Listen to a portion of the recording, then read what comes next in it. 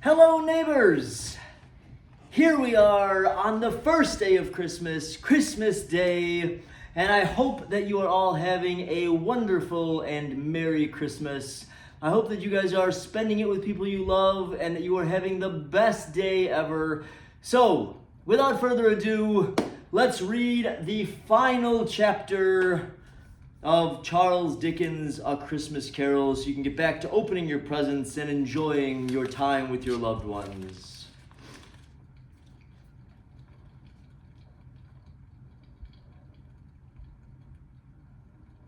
Yes, and the bedpost was his own. The bed was his own, the room was his own, best and happiest of all, the time before him was his own to make amends in. I will live in the past, in the present, and the future, Scrooge repeated as he scrambled out of bed. The spirits of all three shall strive within me. Oh, Jacob Marley, heaven and the Christmas time be praised for this. I say it on my knees, old Jacob, on my knees. He was so fluttered and so glowing with his good intentions that his broken voice was scarcely answered to his call. He had been sobbing violently in his conflict with the spirit, and his face was wet with tears. They are not torn down, cried Scrooge, folding one of his bed curtains in his arm. They are not torn down, rings and all. They are here. I am here. The shadows of the things that would have been may be dispelled. They will be. I know they will be. His hands were busy with his garments all this time, turning them inside out, putting them on upside down, tearing them, mislaying them, making them parties to every kind of extravagance. I don't know what to do, cried Scrooge, laughing and crying in the same breath, making a perfect coon of himself with his stockings. I am as light as a feather. I am happy as an angel. I am merry as a schoolboy. I am giddy as a drunken man. A Merry Christmas to everybody. A Happy New Year to the world. Hello there. Whoop, hello. He had frisked into the sitting room and was now standing there, perfectly winded. There's the saucepan with the gruel in it, cried Scrooge, starting off again and going round the fireplace. And there's the door by which the ghost of Jacob Marley entered. There's the corner where the ghost of Christmas present sat. There's the window where I saw the wandering spirits. It's all right. It's all true. It all happened. Ha ha ha ha. Really, for a man who's been out of practice for so many years, it was a splendid laugh, a most illustrious laugh, the father of a long, long line of brilliant laughs. I don't know what day of the month it is, said Scrooge. I don't know how long I've been among the spirits. I don't know anything. I'm quite a baby. Never mind. I don't care. I'd rather be a baby. Hello! Whoop! Hello there! He was checked in his transports by the churches, ringing out the lustiest peals he had ever heard. Cash, clang, hammer, ding, dong, bell. Bell, dong, ding, hammer, clang, clash. Oh, glorious, glorious! Running to the window, he opened it and put out his head. No fog, no mist, clear, bright, jovial, stirring, cold, cold, piping for the blood to dance to, golden sunlight, heavenly skies, swash, swash, sweet fresh air, merry bells, oh glorious, glorious! What's the day? You there! Cried Scrooge, calling down to a boy in Sunday clothes who perhaps had loitered in to look about him. Huh? Returned the boy with all of his might of wonder. What's today, my fine fellow? Said Scrooge. Why, today, replied the boy. Why, it's Christmas Day. It's Christmas Day, said Scrooge to himself. I haven't missed it. The spirits have done it all in one night. Well, they can do anything they like. Of course they can. Of course they can. Hello, hello, my fine fellow. Hello, returned the boy. Do you know the poulterers in the next street, but one at the corner? Scrooge inquired. Well, I should hope I did, replied the lad. Oh, an intelligent boy, said Scrooge. A remarkable boy. Do you know whether they've sold the prize turkey that was hanging up there? Not the little prize turkey, the big one. What? The big one? The one as big as me? Returned the boy. What a beautiful, delightful boy, said Scrooge. It is a pleasure to talk to you. Yes, my buck. Why, it's hanging there now, replied the boy. Is it? Said Scrooge. We'll go and buy it. What? Exclaimed the boy. No, said Scrooge. I'm in earnest. Go and buy it and tell him to bring it here, that I may have them the direction where to take it. Come back with the man, and I'll give you a shilling. Come back with him in less than 5 minutes, and I'll give you half a crown.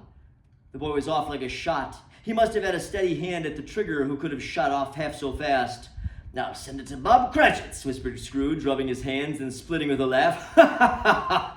He shan't know who sent it. It's twice the size of Tiny Tim. Joe Miller never made such a joke as sending it to Bob's will be. The hand in which he wrote the address was not a steady one, but write it he did somehow, and went downstairs to open the street door ready for the coming of the poulterer's man, and as he stood there waiting his arrival, the knocker caught his eye. I shall love it as long as I live, cried Scrooge, patting it with his hand. I scarcely ever looked at it before. What an honest expression it had in its face. Oh, it is a wonderful knocker. Here's the turkey. Hello, whoop! How are you? Merry Christmas. It was a turkey. He never could have stood upon his legs, that bird. He would have snapped him short off in a minute like sticks of sealing wax. Why, it's impossible to carry that to Camden Town, said Scrooge. You must have a cab. The chuckle with which he said this, and the chuckle with which he paid for the turkey, and the chuckle with which he paid for the cab, and the chuckle with which he recompensed the boy, were only to be exceeded by the chuckle with which he sat down breathless in his chair again, and chuckled till he cried. Shaving was not an easy task, for his hands continued to shake very much, and shaving requires attention, even when you don't dance while you are at it. But if he had cut the end of his nose off, he would have put a piece of sticking plaster over it and been quite satisfied. He dressed himself all the best, and at last got out into the street. The people were by this time pouring forth, and he had seen them with the ghost of Christmas present walking with his hands behind him.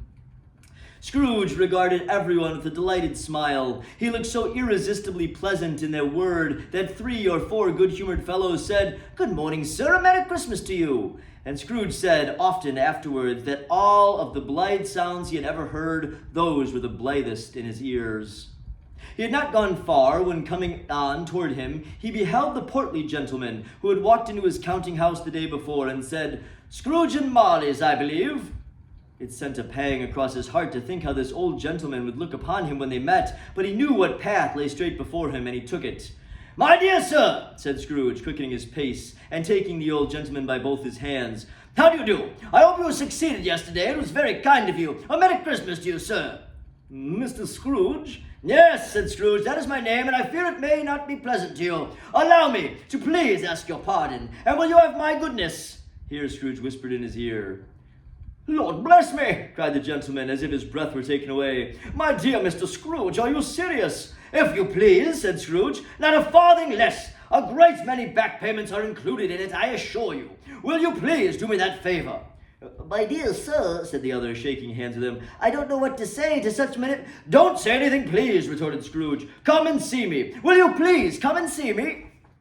I will, cried the old gentleman, and it was clear he meant to do so. Thank you, said Scrooge. I am much obliged to you. I thank you 50 times. Bless you. He went to church, walked about the streets, watched the people hurrying to and fro, patted children on the head, and questioned beggars, and looked down in the kitchens of houses and up to the windows, and found that everything could yield him pleasure. He had never dreamed that any walk, that anything, could give him so much happiness, and in the afternoon he turned the steps towards his nephew's house. He passed the door a dozen times before he had the courage to go up and knock, but he made a dash and did it. Is your master at home, my dear? Said Scrooge to the girl. Nice girl, very. Yes, sir. Where is he, my love? Said Scrooge. He's in the dining room, sir, along with the mistress. I'll show you upstairs, if you please. Thank you. He knows me, said Scrooge, with his hand already on the dining room lock. I'll go in here, dear. He turned it gently and sidled his face in round the door. They were looking at the table, which was spread out in a great array, for these young housekeepers are always nervous on such points, and like to see that everything is right. Fred, said Scrooge. Dear heart alive, how his niece by marriage started. Scrooge had forgotten for the moment about her sitting in the corner with the footstool, or he wouldn't have done it on any account. Why, bless my soul, cried Fred. Who's that? It's I, your Uncle Scrooge. I have come to dinner. Will you let me in, Fred? Let him in? It is a mercy he didn't shake his arm off. He was at home in 5 minutes. Nothing could be heartier. His niece looked just the same. So did Topper when he came. So did the plump sister when she came. So did everyone when they came. Wonderful party, wonderful games, wonderful unanimity, wonderful happiness. But he was early at the office the next morning. Oh, he was early there. If he could only be there first and catch Bob Cratchit coming in late. That was the thing he had set his heart upon. And he did it. Yes, he did. The clock struck 9. No Bob. 1/4 past. No Bob. He was full 18 minutes and a half behind his time. Scrooge sat with his door wide open that he might see him come into the tank. His hat was off before he opened the door, his comforter too. He was on his stool in a jiffy, driving away with a pen as if he were trying to overtake 9 o'clock. "Hello!" growled Scrooge in his accustomed voice, as near as he could feign it. "What do you mean by coming in here this time of day?" "I'm very sorry, sir," said Bob. "I am behind my time." "You are?" repeated Scrooge. "Yes, I think you are. Step this way, sir, if you please." "It's only once a year, sir," pleaded Bob, appearing from the tank. It shall not be repeated, sir. I was making rather merry yesterday, sir." "Now, I'll tell you what, my friend," said Scrooge. "I am not going to stand this sort of thing any longer. And therefore," he continued, leaping from his stool and giving Bob such a dig in the waistcoat that he staggered back into the tank again, "and therefore, I am about to raise your salary." Bob trembled and got a little nearer to the ruler. He had a momentary idea of knocking Scrooge down with it, holding him, and calling to people in the court for help and a straight waistcoat. "A Merry Christmas, Bob," said Scrooge with an earnestness that could not be mistaken as he clapped him on the back.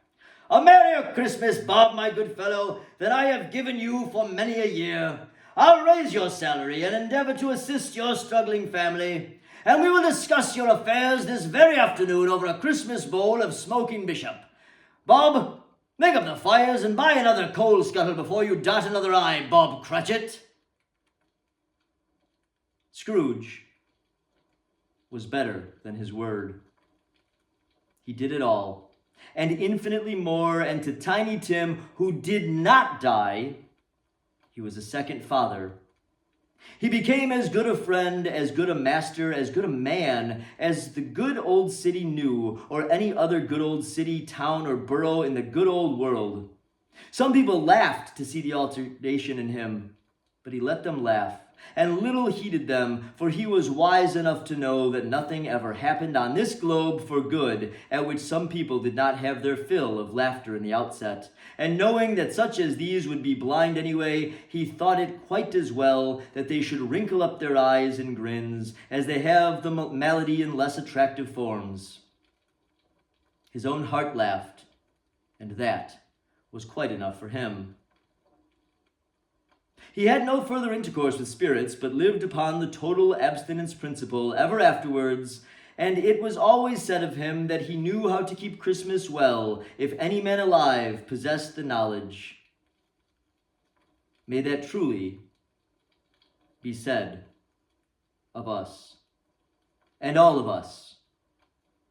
And so, as Tiny Tim observed, God bless us, everyone. The end. Neighbors, thank you so much for spending these last 12 days with me as we read A Christmas Carol by Charles Dickens. It was an absolute pleasure and absolute joy to spend that time with you, and I hope that you enjoyed the story as much as I did. And as Ebenezer Scrooge was wont to do after his visit with the three spirits, make sure that you enjoy Christmas, enjoy the friends and family, and treat everyone with kindness, and keep the spirit of Christmas in your heart always, year-round, and always be kind to your neighbors. Merry Christmas, Hebron. I'll see you soon.